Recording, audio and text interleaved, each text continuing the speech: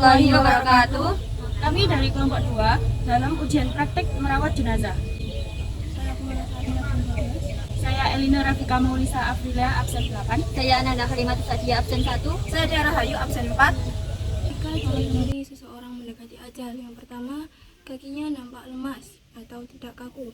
Kemudian, hidungnya agak ambles atau lemes pesek. Dan yang ketiga, kedua pelipis menjadi cekung.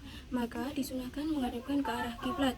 Kemudian mentalkin atau mengajari kalimat tahlil, la ilaha illallah.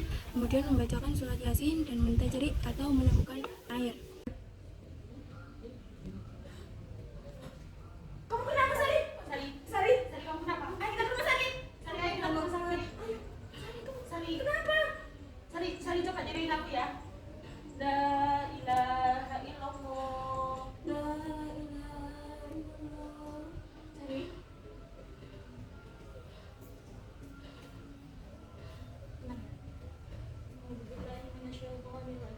Bismillahirrahmanirrahim. Yasin wal Qur'anil hakim wa ilaihi turja'un.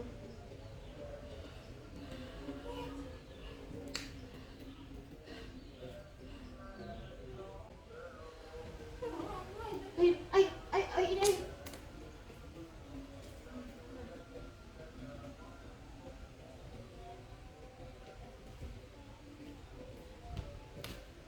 Sunnah yang harus dilakukan saat melihat seseorang sudah meninggal dunia, yaitu 1. Memejamkan mata agar tidak nampak melotot, sebab saat ruh dicabut, pandangan mata mengikuti kemana ruh itu pergi. Yang kedua, mengikat dagunya dengan kain ke atas kepala agar mulut tidak menganga.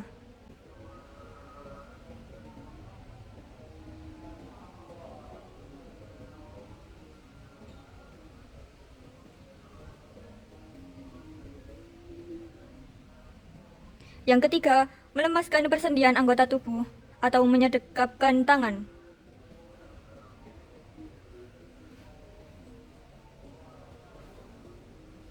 Yang keempat, melepaskan semua pakaian yang melekat dan semua bentuk perhiasan.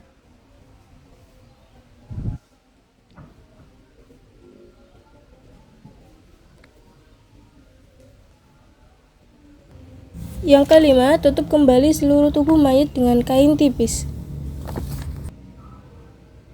Yang keenam, meletakkan mayit di atas dipan dengan posisi menghadap kiblat.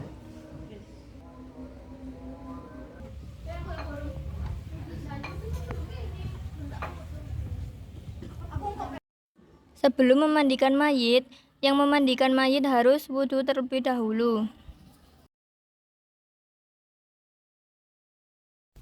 Alat-alat yang digunakan untuk memandikan jenazah adalah tempat yang tertutup atau tenda, kemudian 3 tatakan untuk kaki, pinggul, dan juga leher. Kemudian ada kain untuk menutupi jenazah, alas yang tinggi untuk meletakkan jenazah, dan juga ada bak untuk meletakkan air beserta payung untuk mengambil air. Kemudian di sini ada sabun untuk memandikan jenazah, sampo untuk mencuci rambut jenazah, dan cotton bud untuk menggapai sela-sela jenazah. Kemudian di sini ada air bunga yang terdiri dari bunga, daun bidara, kapur barus dan air sabun.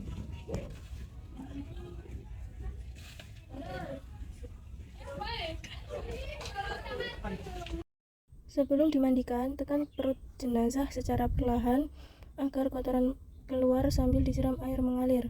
Kemudian, bersihkan sela-sela seperti lubang telinga, hidung, gigi, sela-sela jari, dan juga sela-sela yang sulit digapai dengan air biasa.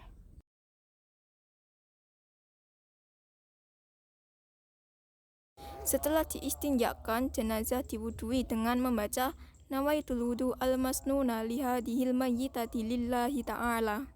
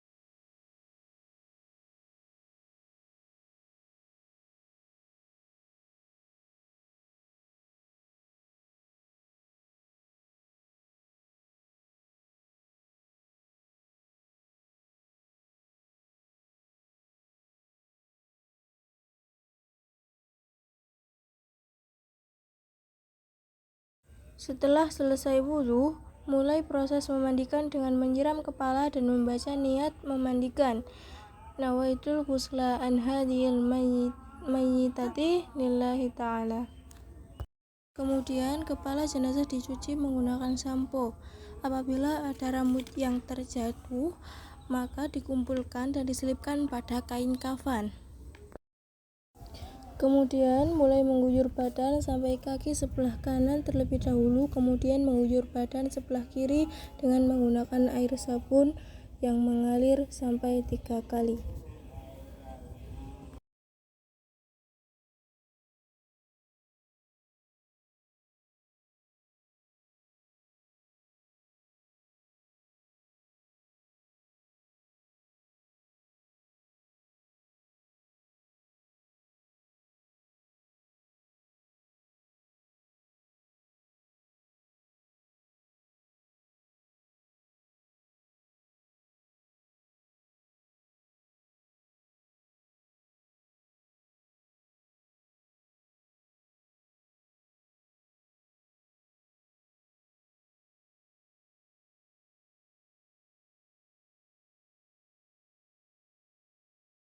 Kemudian tubuh jenazah dimiringkan untuk dibersihkan punggungnya sambil diguyur air mengalir secara perlahan.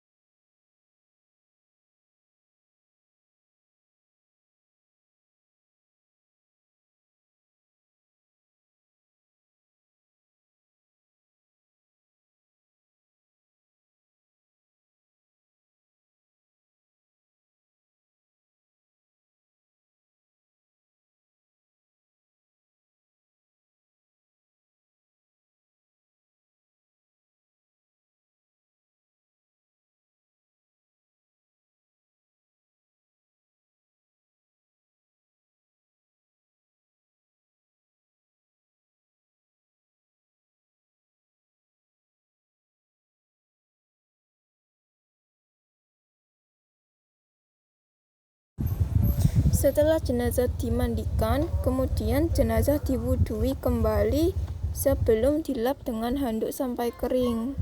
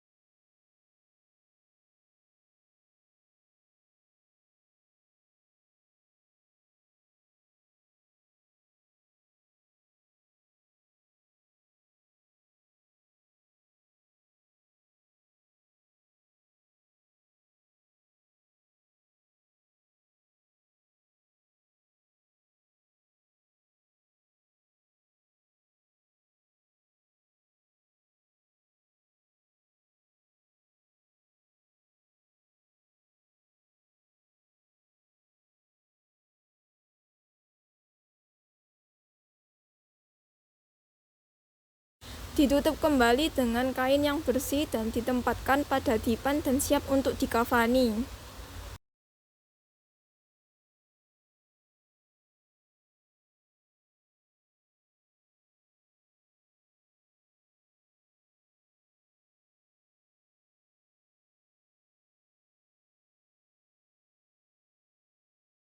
Ukur kain kafan setinggi jenazah dengan dilebihkan bagian atas dengan cara dilipat kembali sampai pundak, kemudian bagian bawah kaki dilipat kembali hingga betis.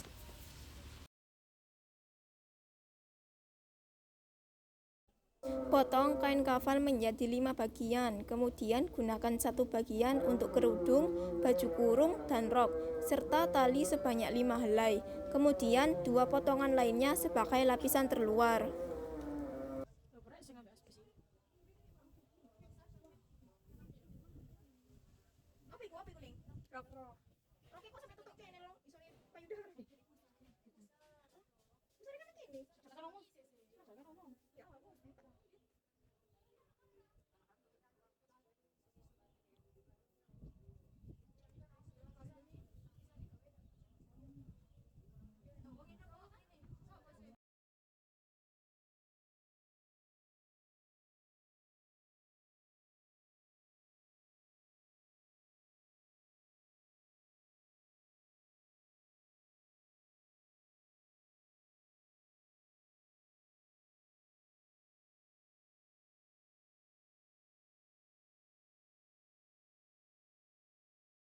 Setelah proses pemotongan kain selesai, siapkan potongan kain kafan dimulai dari tali, 2 helai kain, baju kurung, rok, dan kerudung.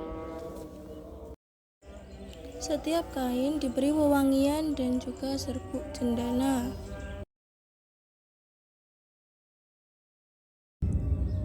Setelah itu, letakkan mayit di atas kain kafan yang sudah diberi wewangian. Kemudian siapkan kapas untuk menutup bagian yang berlubang seperti lubang hidung, lubang telinga, mulut, dan juga lubang kemaluan.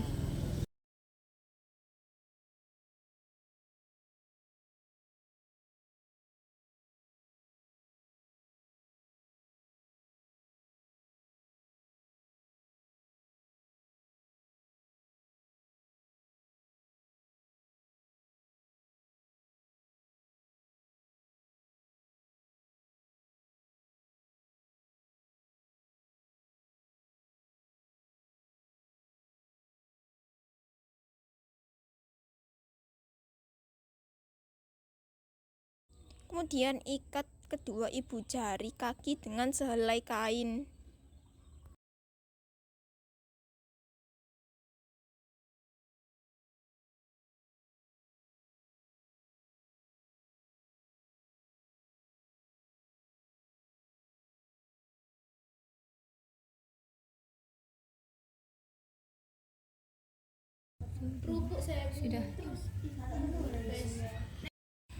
Tutup kain kafan jenazah mulai dari kerudung, baju kurung, dan rok. Kemudian baru 2 kain lapis dari kiri ke kanan. Ikat mayit dari mulai kaki, lutut, dada, leher, dan kepala. Setelah itu jenazah sudah memenuhi syarat untuk disolati.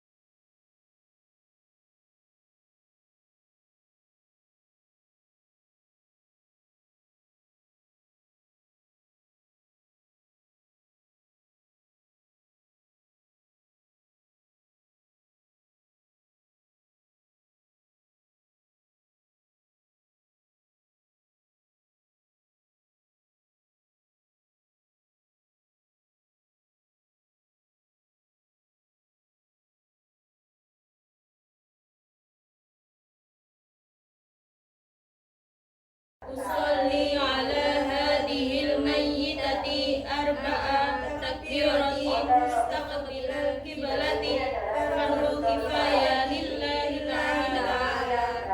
Allahu akbar. Bismillahirrahmanirrahim. Alhamdulillahi rabbil alamin. Ar-Rahmanir-Rahim. Maliki yaumiddin. Iyyaka na'budu wa iyyaka nasta'in. Ihdinas siratal mustaqim. Siratal ladzina an'amta 'alaihim ghairil maghdubi 'alaihim waladdallin. Allahu akbar. Allahumma shalli ala sayyidina Muhammad wa ala ali sayyidina Muhammad kama shallaita ala sayyidina Ibrahim wa ala ali sayyidina Ibrahim wa barik ala sayyidina Muhammad wa ala ali sayyidina Muhammad kama barakta ala sayyidina Ibrahim wa ala ali sayyidina Ibrahim fil alamin innaka Hamidum Majid. Wa sallim taslima. Allahumma ighfir lil mu'minina wal mu'minat al ahya'i minhum wal amwat. Allahu akbar. Allahumma ighfir laha warhamha wa'afiha wa'fu anha wa akrim nuzulaha wa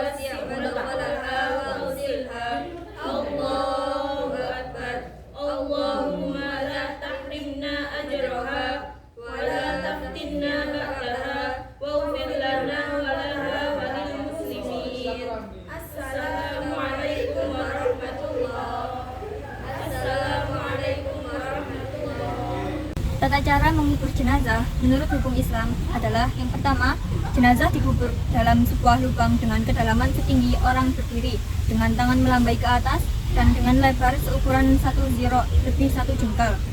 Yang kedua, wajib memiringkan jenazah ke sebelah kanan dan menghadapkannya ke arah kiblat. Sekiranya jenazah tidak dihadapkan ke arah kiblat dan telah diurut tanah, maka liang kubur wajib digali kembali dan menghadapkan jenazahnya ke arah kiblat bila diperkirakan belum berubah. Disunahkan untuk menempelkan pipi jenazah ke bumi. Yang ketiga, bila tanahnya keras disunahkan liang kubur berupa liang lahat. Yang dimaksud liang lahat di sini adalah lubang yang dibuat di dinding kubur setelah kiblat, seukuran yang cukup untuk menaruh jenazah. Jenazah diletakkan di lubang tersebut kemudian ditutup dengan menggunakan batu pipi agar tanahnya tidak runtuh mengenai jenazah. Namun bila tanahnya gembur maka disunahkan membuat semacam belahan di bagian paling bawah liang kubur seukuran yang dapat menampung jenazah, di mana kedua tepinya dibuat struktur batu bata atau semisalnya. Jenazah diletakkan di belahan liang kubur tersebut, kemudian di bagian atasnya ditutup dengan batu pipi lalu diuruk dengan tanah. Belahan ini bisa jadi semacam parit yang membelah bagian dasar liang kubur. Di parit inilah jenazah diletakkan. Adapun batu pipi untuk menutup sebagaimana di Indonesia barangkali lebih sering menggunakan papan kayu sebagai penutup jenazah agar tidak terkena reruntuhan tanah. Yang keempat, setelah jenazah diletakkan secara pelan di dasar kubur, disunahkan pula untuk melepas tali ikatannya dimulai dari kepala. Akan lebih baik bila orang yang meletakkan dan meluruskan jenazah di liang kubur adalah orang laki-laki yang paling dekat dan menyayangi si mayit pada saat hidupnya. Pada saat meletakkan di liang lahat disunahkan membaca Bismillahi wa ala sunnati Rasulillahi sallallahu alaihi wasallam. Mengikuti sunnah Rasulullah, sebagaimana disebutkan dalam hadis riwayat Imam Abu Dawud dari sahabat Abdullah bin Umar, bahwa bila Rasulullah meletakkan jenazah di dalam kubur, beliau membaca Bismillahi wa ala sunnati Rasulillah sallallahu alaihi wasallam.